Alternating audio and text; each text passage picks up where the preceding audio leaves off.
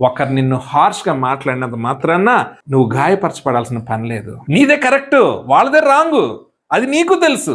But maintain meekness. నీ meekness not a weakness. అంటే నీ యొక్క సాత్వికత నీ చేతగానితనమో కాదు, ఏమీ శక్తి లేని పరిస్థితి కాదు. ఒకవేళ నువ్వు సహిస్తే దేవుడు నిన్ను హెచ్చిస్తాడు. నువ్వు హెచ్చించుకుంటే దేవుడు పక్కన ఓకే, నువ్వు నీ ప్రయత్నం నువ్వు చేస్తున్నప్పుడు నా సంగతి ఎందుకులే అంటాడు. ఎన్నిసార్లు మోషేని తోలనాడినా అన్నిసార్లు దేవుడు మోషేని లేవనెత్తాడు. దూషించిన వారు సిగ్గునొందారు. కొన్నిసార్లు హృదయ కాఠిన్యాన్ని బట్టి దేవుడు వారిని శిక్షించాడు. ప్రియమైన వారులారా, దేవుడు చెప్పిన పని చేసినప్పుడు కొన్నిసార్లు ఇబ్బందికరమైన పరిస్థితులు వస్తాయి. ఎలా అంటే మోషే ఏం చేశాడు, అహరోన్ని యాజకుడిగా చేశాడు. మిగతా లేవి వాళ్ళని ఒక్కొక్కరికి కొన్ని పనులు అప్పగించాడు. అహరోను వంశం నిత్య నిబంధనగా ఏమైంది, యాజకత్వాన్ని తీసుకున్నారు. అప్పుడు కోరాహు అనే ఆ బ్యాచ్కి అంతగా బాధ వచ్చింది. ఏంటి మనమేమో కష్టపడాలంట, వీళ్ళు ఏం చేస్తారంట చక్కగా అంగీలు వేసుకొని దేవుని సన్నిధిలో వేసి ఎవరు బలిచ్చినా ఏమిచ్చినా ఫుడ్ అంతా తీసుకొని తింటారంట, కష్టపడరంట.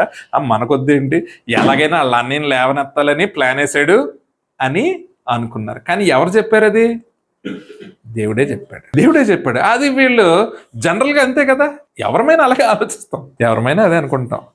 ఎంతైనా ఆయనకి వాళ్ళకి ఇచ్చుకున్నారు, మనకి ఇస్తారేంటి, ఎంతైనా వాళ్ళే చూసుకున్నారు అనుకుంటారు. ఒకవేళ దేవుడు చెప్పినా సరే. మోషేని కూడా అలాగే వాళ్ళు అనుకున్నారు. దేవుడు అందరికీ సూచన ఇచ్చాడు. ఏంటి, కోరాహుని వాళ్ళందరినీ గుడారాలతో సహా భూమి నెరలు విడిచి మింగేసింది.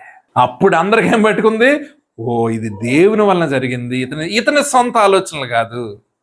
అప్పుడు వరకు కొంతమంది అనుకొని ఉంటారు, అప్పుడు ఐగుప్తులు ఉన్నంత వరకు బాగున్నాడు ఈయన, ఎర్ర సముద్రం చీల్చినప్పుడు బాగానే ఉన్నాడు, ఇక్కడికి వచ్చాడు ఉండగా ఏమైంది తెలుసా, భక్తి లేదు. ఇప్పుడు అంటే అహరోన్ అంటున్నాడు, అంటే మిరియం అంటున్నాడు, ఇంకా వాళ్ళ ఫ్యామిలీయే చూసుకుంటున్నారు. కానీ అతని మీక్నెస్, అతని సౌమ్యత వాళ్ళకి ఏమనిపించింది, బలహీనత అనిపించింది. అతని భక్తిని ప్రశ్నించే స్థితి ఉంది. కానీ ఆ సౌమ్యంగా ఉన్న మోషేని దేవుడు ఏం చేశాడు, హెచ్చించాడు. నిన్ను కూడా ఆ విధంగానే హెచ్చిస్తాడు. నువ్వు సౌమ్యంగానే ఉండు.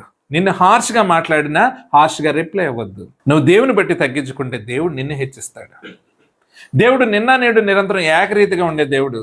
మోషే టైంలో ఎలా ఉన్నాడో నీ టైంలో కూడా అలాగే ఉన్నాడు. అదే శక్తి, అదే హృదయము. నువ్వు తగ్గించుకున్నంత మాత్రాన్ని తక్కువైపోవు, నువ్వు తగ్గించుకున్నంత మాత్రాన్ని చెడ్డైపోవు. క్రీస్తుని బట్టి తగ్గించుకుంటున్నావు కాబట్టి నువ్వేమవుతావు, క్రీస్తే నిన్ను హెచ్చిస్తాడు.